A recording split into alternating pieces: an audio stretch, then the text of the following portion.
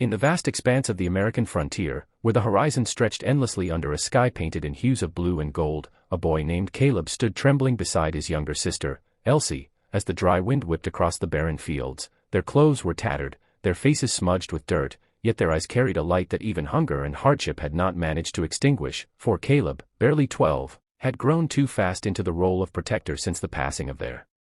parents during the fever season, and Elsie, clutching her ragged doll with both innocence and fear, leaned into him as though his frail shoulders alone could shield her from the world. Together they had wandered for days, searching for safety, for shelter, until fate brought them face to face with a rancher named Jedediah Kane, a man whose presence seemed carved from the earth itself, tall and broad-shouldered, his sun-leathered face half hidden beneath the brim of his wide hat, his eyes sharp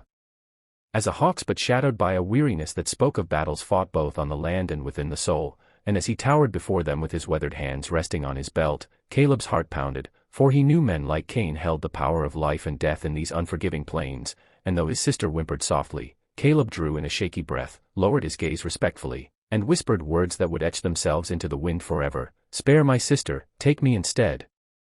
The weight of that sentence lingered in the air like thunder, an offering, a plea, a boy's desperate bargain with destiny, for Caleb had seen enough cruelty in his short years to know that not every man with a rifle and a ranch cared for mercy, and in that moment he believed the price of his own life might be the only shield strong enough to guard Elsie's. Jedediah Kane, however, did not move immediately, and the silence that followed was thick as molasses, broken only by the distant call of a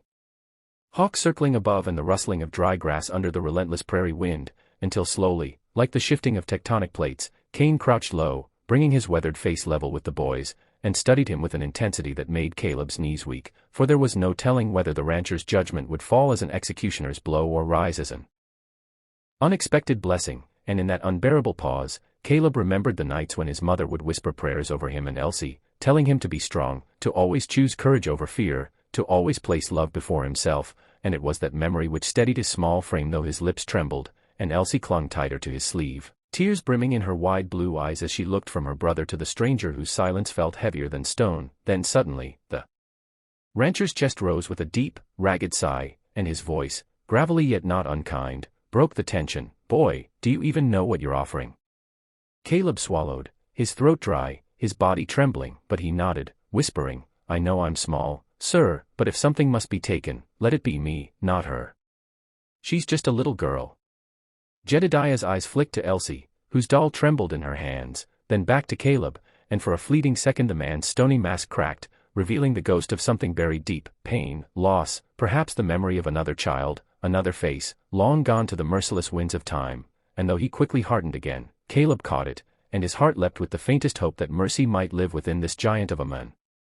Cain stood slowly, towering once more, and turned his gaze to the endless land beyond, as though searching the horizon for an answer. And when at last he spoke again, his words did not match the cruelty Caleb had braced for but instead carried a weight of surprise. "You've got more courage in you than most grown men I've known, and more love too."